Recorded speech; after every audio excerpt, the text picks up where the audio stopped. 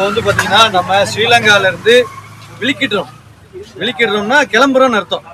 இன்னைக்கு கடைசி நாள். நான் ஸ்ரீலங்காவில் 10 நாள் எல்லா இடத்தையும் பாவிச்சுட்டு இப்போ கிளம்புறேன். சரியா?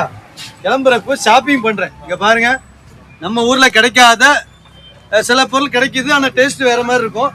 அந்த பொருளெல்லாம் அதில் முக்கியமானது மாசி சம்பல்.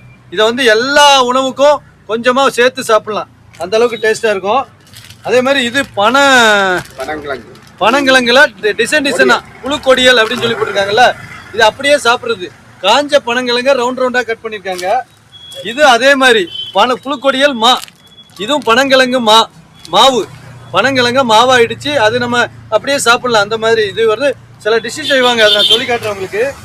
அதுக்கப்புறம் நான் சின்ன வயசுல சாப்பிட்ட தீபானி, இது வேற பேர், மஸ்கட் மிட்டாய், இது ஒன்று. அதுக்கப்புறம் அங்கே ஒன்று, இது வந்து சத்து மாவு பார்த்துருங்க. இது நல்லா அழகாக உருண்டையாக கட்டி வச்சிருக்காங்க. இது என் பிள்ளைகளுக்கு நான் வாங்கி கொடுக்கறதுக்கு. அதுக்கப்புறம் நான் சின்ன பிள்ளையா இருக்கும்போது சாப்பிட்ட மஸ்கட் மிட்டாய், இது வந்து ரொம்ப எனக்கு பிடிக்கும். சின்ன வயசுல 30 வருஷத்துக்கு முன்னாடி பார்த்தது, இப்போ திருப்பி பார்த்துருக்கேன். அதையும் இலங்கையிலேருந்து வாங்கிக்கிட்டேன். அதுக்கப்புறம் இது நம்ம ஊருக்குள்ள தெரியும். இந்த பிஸ்கட்டு கொஞ்சம் வித்தியாசமாக இனிப்பாக இருந்துச்சு, கச்சான் பிஸ்கட் அப்படின்னு சொல்லிட்டு அதையும் வாங்கியிருக்கேன். அதுக்கப்புறம் பார்த்தீங்கன்னா இது வந்து பனங்கிழங்கு பனாட்டு, மாம்பழ பனாட்டு கேள்விப்பட்டிருக்கேன். பனம் பழத்துல பனாட்டு.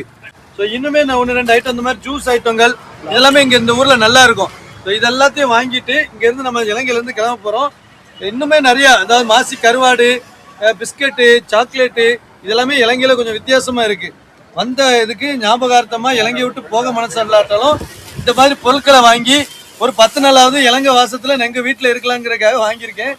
எல்லாம் எவ்வளோ ஆச்சு அப்படின்னா, எவ்வளோ ஆச்சுண்ணே? இது இவ்வளவு வாங்கினது 4500. இதுதாங்கண்ணே, இது 5000 ரூபா. ஒரு தாள் 5000 ரூபா தாளே கொடுத்தா முடிஞ்சுது. நம்ம ஊரில் 5000 ரூபாய்க்கு தாளே கிடையாது, 500 ரூபா தாண்டி தாளே கிடையாது. இங்கே 5000 ரூபாய்க்குலாம் தாள் இருக்கு பாருங்க. हिंदी தெரியுமா உங்களுக்கு? हिंदी नहीं मालूम मेरे को हिंदी बराबर बात कर सकते हिंदी.